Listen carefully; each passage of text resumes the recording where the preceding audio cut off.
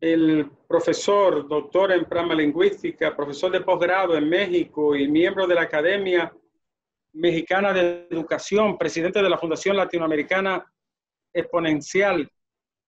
Es una verdadera personalidad del campo de la pedagogía y de la educación. Estamos hablando del doctor Sisto Moya, que ya está con nosotros. Andrés. Doctor, buenas tardes. ¿Cómo está usted? ¿Cómo le va?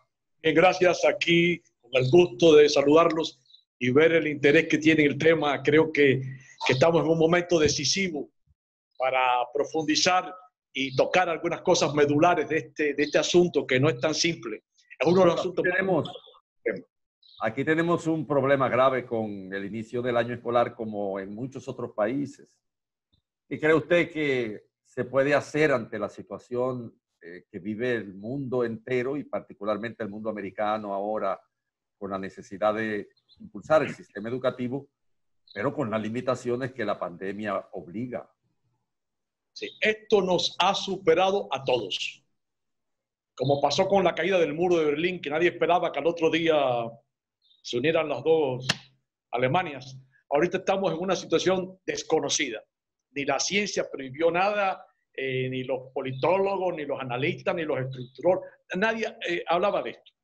Pero sí hay un antecedente en la escuela de Frankfurt que dijo que ante la ciencia, esa promesa de la ciencia que era el progreso, decían a principios del siglo pasado, por Jaime Adorno, decían que la tierra resplandece ante una total calamidad.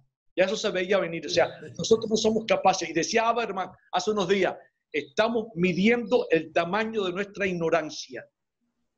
Los sistemas educativos, todos, han sido ineficaces. Decía hace unos días el ministro de Educación entrante, el doctor Raful, que decía que sí, él veía que el sistema, decía textualmente, el modelo educativo actual no funciona. No funciona en ningún lugar. Se han hecho cientos de reformas y todas bajo la norma de organismos y los estándares de organismos internacionales que no saben lo que quieren, modifican y modifican, y eso ha pasado constantemente. En México tuvimos varias reformas y una tras otra se han ido derogando, porque llega un grupo político y entiende una cosa y llega el otro y entiende otra. Entonces no hay una política de Estado, hay políticas de grupos políticos, política educativa que responde a intereses, y eso es una norma también. La educación es parte del aparato ideológico del Estado. Entonces hay que tenerlo claro que funciona de acuerdo con ciertos intereses. Y los maestros también tienen sus propios intereses. Los maestros vienen con una conciencia de ser maestros, de estar pegados a la realidad, de estar pegados a la desigualdad, de padecerla. Los maestros de escuelas privadas tienen un estatus distinto al maestro de escuela pública, a ese maestro que tiene que meterse en las comunidades rurales y demás. De todo eso genera un sistema de desigualdad estructural que no es solamente el tema de la herramienta de la escuela, del aula, de si tiene baños o tiene agua. El tema no es ese. El tema es que estamos ante una ineficacia del conocimiento que viene dado por una naturaleza conservadora, por una naturaleza de acumulación histórica del conocimiento. Entonces, hoy estamos ante un nuevo sujeto histórico cuya historicidad está marcada, y eso lo dice Alain Touraine con una tranquilidad tremenda, está marcada por una herramienta nueva que está incidiendo en la manera de conocer. Como en su momento le pasó con la imprenta al hombre. Claro. La imprenta transformó el conocimiento y salió de los conventos y se abrió a la sociedad. Entonces hoy estamos abiertos a una sociedad bajo una norma, bajo un proceso de digitalización para el cual el maestro no está preparado. Entonces, el conductor del proceso no sabe qué está pasando.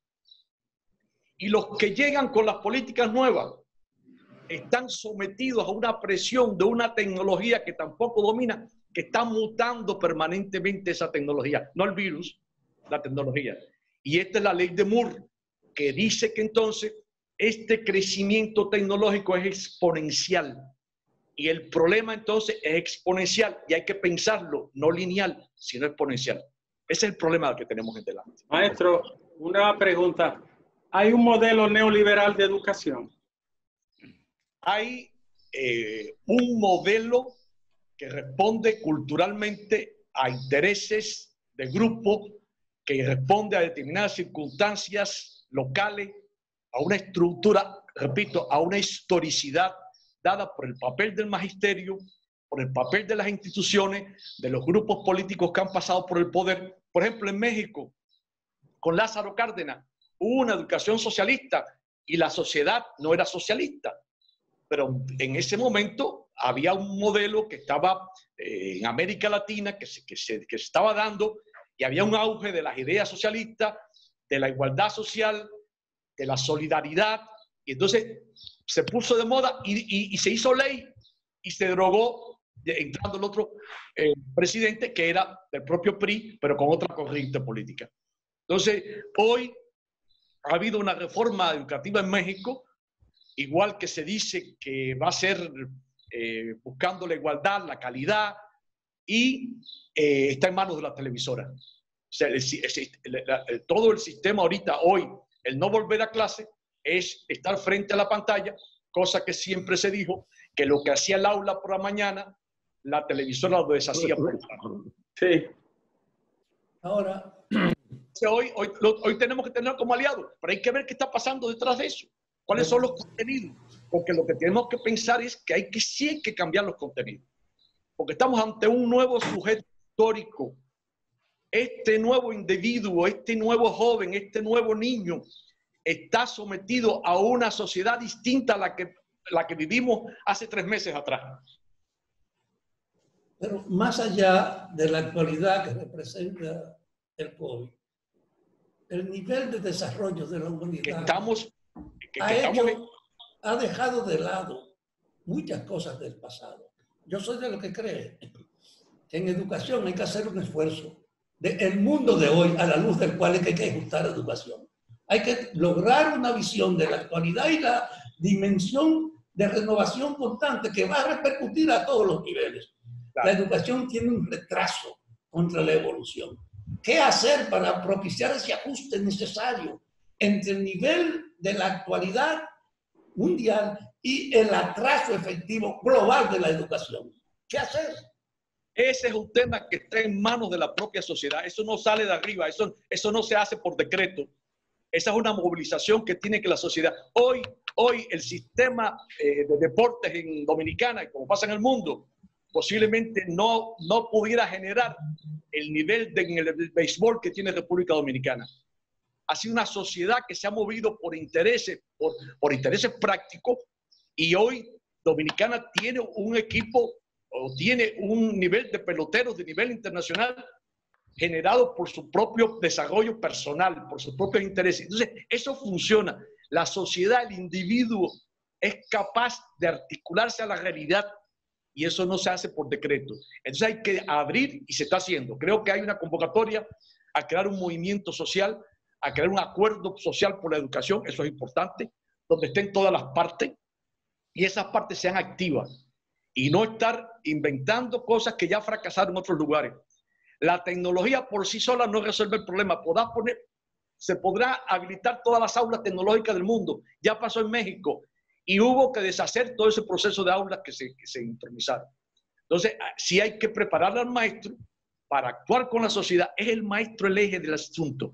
Prepararlo para que asuma un nuevo liderazgo frente a un sujeto histórico que necesita solidaridad, no que necesita exclusión, que necesita, porque veníamos un modelo que trabajaba la competencia, que manejaba la evaluación por estándares internacionales, las pruebas de PISA, que decían que no teníamos capacidad para pasar de tantos puntos y no estábamos a la altura de los países desarrollados. Nunca vamos a ser Finlandia en educación, nunca vamos a ser Singapur, pero tenemos que ser nosotros, pero tampoco perder nuestra identidad, perder nuestra historicidad y perder la capacidad, o sea, no perder la capacidad para actuar en esta realidad, no en la realidad inventada, en estas condiciones, en este momento. Entonces el maestro tiene que estar solidario con eso, que lo está de hecho. El maestro está viviendo la realidad. Entonces, bueno, doctor, sí. ¿A qué llama usted construcción social del sujeto por medio de la educación? ¿Cuál es el proceso que se da para que esta construcción sea óptima, sea aprovechable en el orden social. Exactamente. Estamos hablando de un sujeto histórico, un sujeto que tiene una identidad, que pertenece a una nación, que pertenece a un colectivo, a un barrio, a una comunidad donde hay hábitos. Esos hábitos le han permitido a él articularse. Y desde ahí, desde esa articulación, desde esa identidad, ese sujeto tiene que tener la herramienta. No vamos a convertir a ese individuo en una apéndice que esté permanentemente sentado frente a la computadora, horas y horas aprendiendo. Eso es erróneo que se plantee eso. Habrá que crear capacidades distintas, acciones distintas para sujetos distintos, que no son los mismos que iban a las aulas durante décadas y años a sentarse a esperar que pasara el recreo, que aprender y socializar en el aula. Eso, ahora se revierte eso. Hay una informalidad, hay un acceso al conocimiento que está en las redes y hay que decirle a este individuo, orientarlo. Tú eres un sujeto social que tienes que mantenerte preparado para interactuar con tu medio. No vas a estar aislado en la computadora, por mucho que eso represente, porque las conexiones neuronales son otras. O sea, vamos a tener generaciones mutiladas de la acción humana vinculados a una máquina. Y eso es muy fácil que se logre, porque hay gente que está vinculada de una manera, digamos, dogmática a ciertos procesos culturales, como ir al cine, o como la droga, o como la bebida, o como el juego. En fin, hay una serie de cosas que son parte de la realidad misma. Entonces, esta nueva realidad hay que leerla desde una perspectiva exponencial, donde estamos interactuando con lo desconocido. Estamos interactuando con la incertidumbre, no como una cosa singular, sino como una generalidad. La incertidumbre llegó para quedarse y es parte del modelo de la educación que antes no tenía, porque nosotros parecía ser que cuando llegábamos al aula, el maestro tenía la autoridad para decirnos lo que estaba pasando. Y el maestro nos daba la seguridad de que sabía, y eso nos pasa a todos. Y estamos buscando siempre detrás del maestro que nos dé certezas. Y para nosotros, seguir a un maestro que sabe cosas, que ha leído, que tiene un background, que tiene, como dice, la cabeza amueblada, pues era un lujo. Y a veces no todos los maestros estaban en esas condiciones. Hoy el maestro es un referente porque hay un mediador que es la máquina que tiene la información. Hay un mediador, hay una base de datos que está ampliamente al servicio de todo. O sea, hay que orientarle al alumno que sí y que no, y por donde él es un facilitador, un mediador, un articulador y un exponente de lo que hay que ir aprendiendo. Todos estamos aprendiendo, maestros y alumnos. Ya la autoridad no está en la computadora, no está en los programas, no está en el maestro, está en una nueva realidad que hay que ir construyendo y que hay que ir gestando. El maestro se la tiene que ir ganando de nuevo. Está el maestro, tiene que actualizarse, tiene que refuncionalizarse. Son nuevas funciones. Y eso está pasando porque la sociedad se ha digitalizado, pero a una velocidad en la cual nosotros no podemos seguir con facilidad. No es fácil seguir los cambios tecnológicos que se están dando. Y posiblemente cuando mañana tengamos instaladas todas las aulas con computadores, llegue otro nuevo proceso educativo digital y haya que cambiarlo todo, ¿no? Hay que estar preparado para eso. Hay que ser muy flexible, un pensamiento muy flexible. Y nosotros, de alguna manera, habíamos visto con todos los rezagos, con eso que viene del medioevo y de las universidades y de los maestros con mucha autoridad y de los programas muy bien hechos, muy confeccionados, muy trabajados. Parecía ser que eso era inmutable. Parecía ser que la ley de Newton, de la mecánica, no vendría más nada después. Y nos costó trabajo en entender a Einstein. Y después ya llegó la física de las partículas y no sabemos de qué se está hablando. Y entonces todo eso está evolucionando muy rápido. Repito, la educación tiene que ver en lo digital una herramienta, un medio, no el fin. el fin de la educación es que el individuo se sienta en poder de su capacidad de transformarse.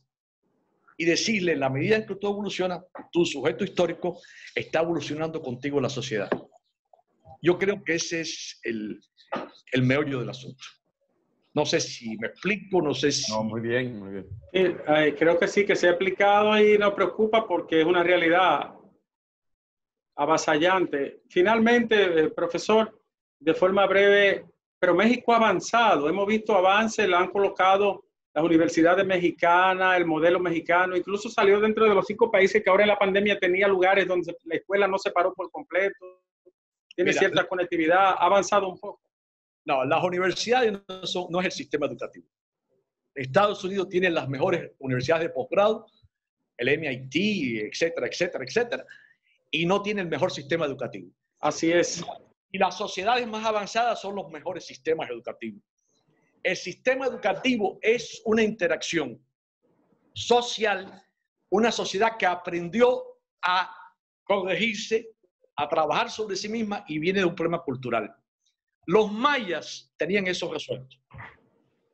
Los mayas tenían cientos de libros y cientos de escuelas, y tenían escuelas para los guerreros y para los sacerdotes, o sea, había un instrumental en el mundo maya que desapareció con la llegada de los españoles, que eran más brutos que los mayas. O sea, había cosas que los españoles no sabían, que ya lo sabían los mayas, sobre todo en el asunto de la astronomía. Astronomía, sí. El calendario maya, no sé, lo sabes, lo has visto en México. Hay un esplendor del mundo maya, y de pronto desaparecieron, llegaron los españoles con la viruela y se acabaron los mayas. No sabemos dónde están, no quedaron los huesos. Entonces, ahora que si hay descendientes, si hay una naturaleza maya, y hay una cultura y una manera de ser en el mundo maya que todo el sureste de México, que es distinto al centro y distinto al norte. Eso es la identidad, y eso hay que conservarlo, porque eso es lo que diferencia al ser humano, esa capacidad para interactuar con su medio y apropiarse de esa interacción y ser consecuente con eso. El dominicano es de una manera, el haitiano es otra. El puertorriqueño es una cosa, estamos en la misma región geográfica y distinto al cubano. Nos parecemos en la bachata, el son, la rumba, no sé, pero hay cosas que nos van a diferenciar. O sea, esa escuela tiene que ser portadora de esa diferencia.